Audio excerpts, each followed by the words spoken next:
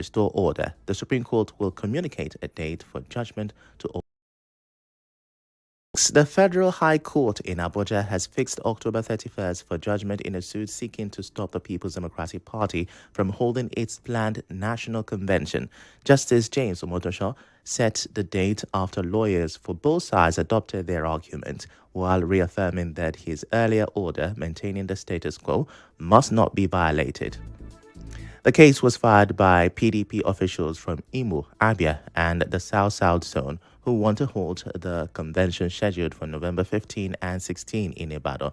They argue that no valid Congress was held in 14 states before the party's leadership announced the convention date, insisting that INEC's monitoring role under the law was ignored. However, lawyers representing the PDP leadership maintained that the matter concerns the party's internal affairs, which the court should not interfere with.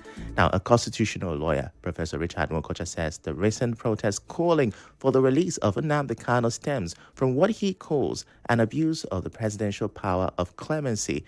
Professor Mokocha of the Rivers State University told correspondent Emekotoka that protesters want the president to make a political decision on Kanu's case, like other pardons they consider less deserving. It is that abuse of the power of clemency by the presidency that has led to the moral question behind this protest now. Properly speaking, they are within their rights if they are thinking that there is a stronger moral case for the case that they are arguing for than some that the president has granted clemency, which I understand is what the pressure is being paid for the federal government to take a political decision to address that political problem the way it has addressed other problems that the protesters considered less deserving of clemency.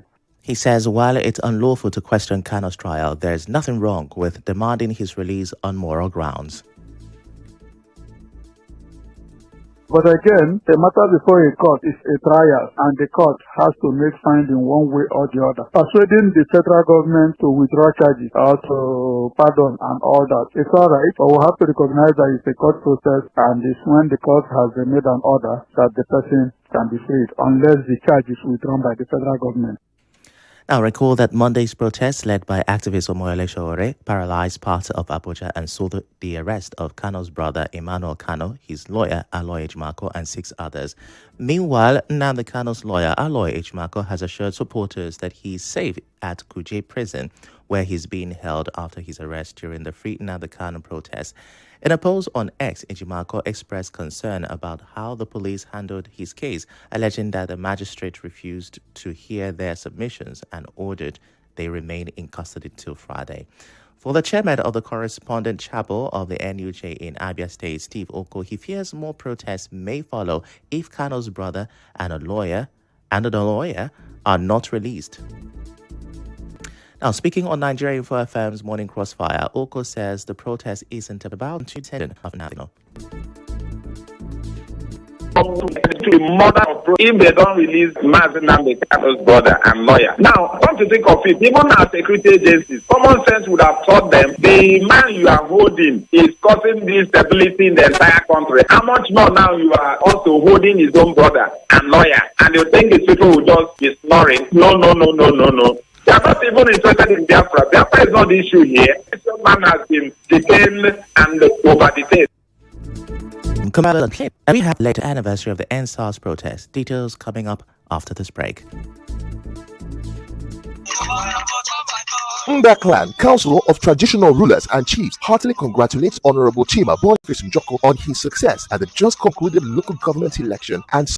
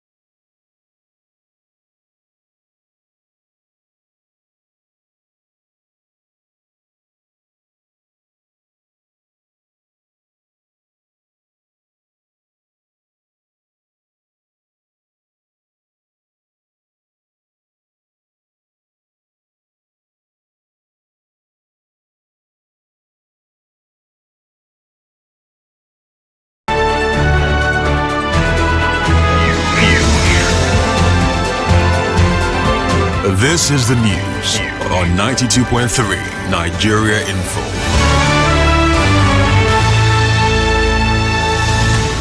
You're welcome back. Now, commercial drivers in Rivers State are again calling on the government and security agencies to clamp down on the activities of area boys operating in motor parks across the state. This follows a recent protest by the drivers over what they described as extortion. Speaking on Nigeria Info FM's Hard Fact, the state chairman of the Drivers Welfare Club of Nigeria, Christopher Ezali, alleges that some of these touts carry weapons and collect illegal levies on behalf of police officers and cult groups.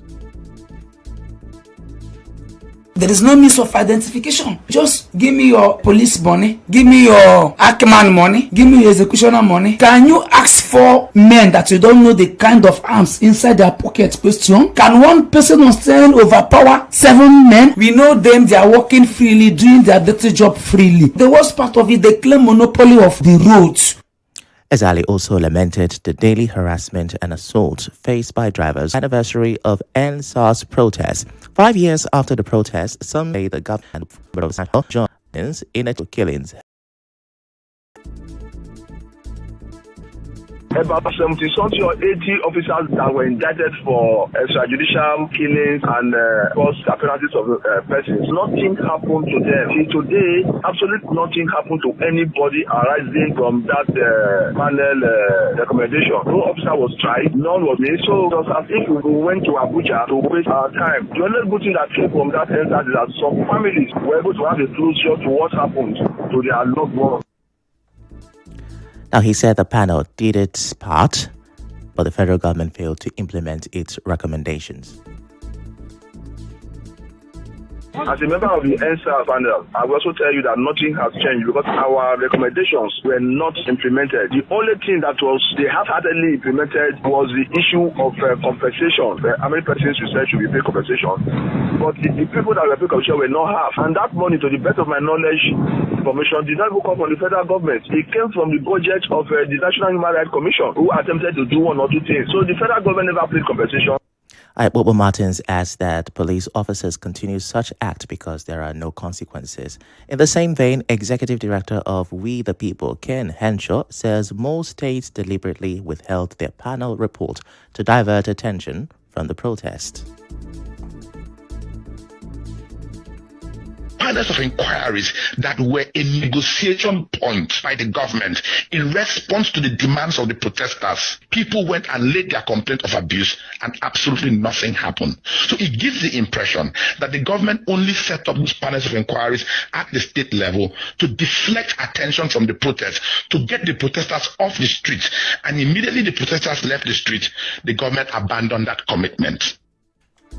Now, he advised state governments to demand accountability from the police to curb unprofessional conduct.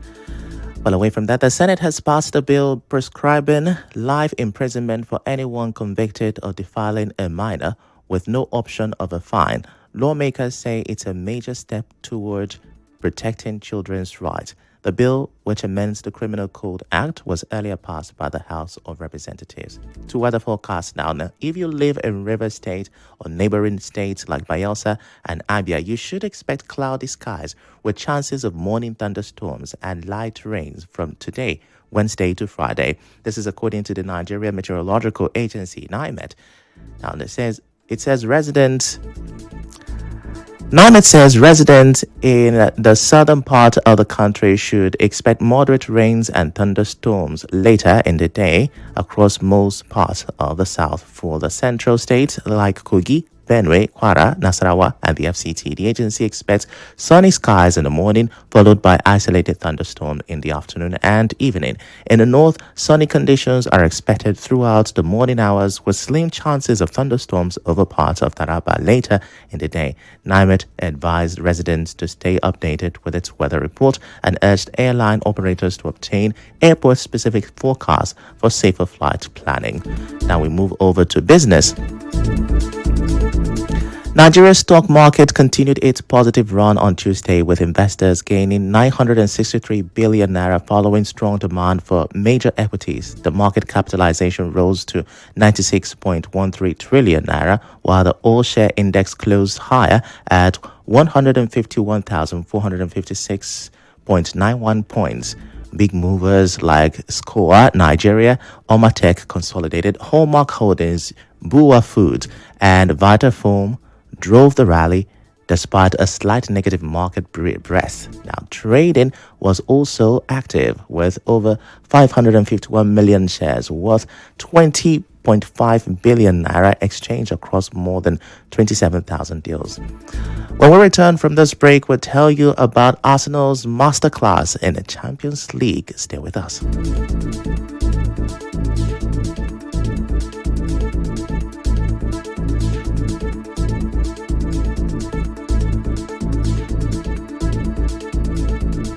To thrive in a fast-changing world. Tune in to 92.3 Nigeria Info. Keep your dial locked for sustainable development.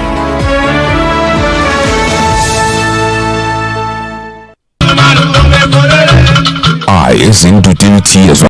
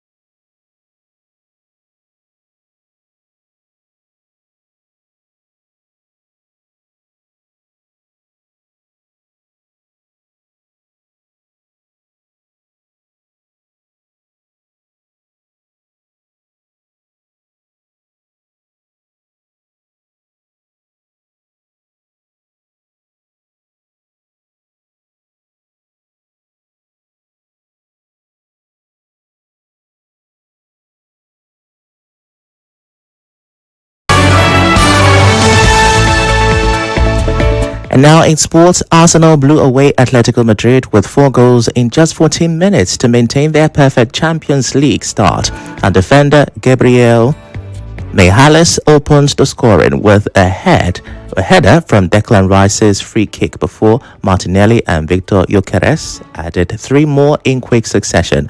Gyökeres, who had gone 7 games without scoring, struck twice to seal a dominant performance at the Emirates. The win means Arsenal have now won all 3 of their group matches without conceding a single goal. The Sports Gang will be here to give you more Champions League action on Sports Drive from 7:05 a.m. That's the news, but here are the headlines we brought you at this hour. We reported that at least 30 people have been killed in a tanker explosion in Niger State, with at least 40 others injured. We also told you that the Supreme Court has reserved judgment on suit challenging emergency rule in Rivers State.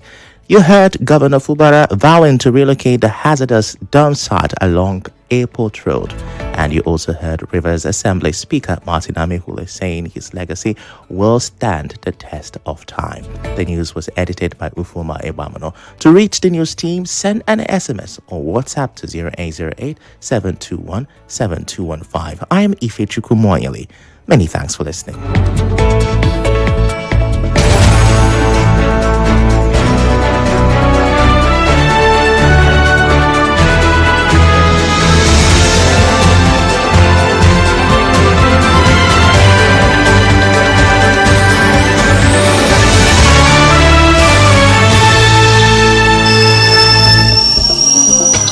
This taste na banger. This taste na creamy rich.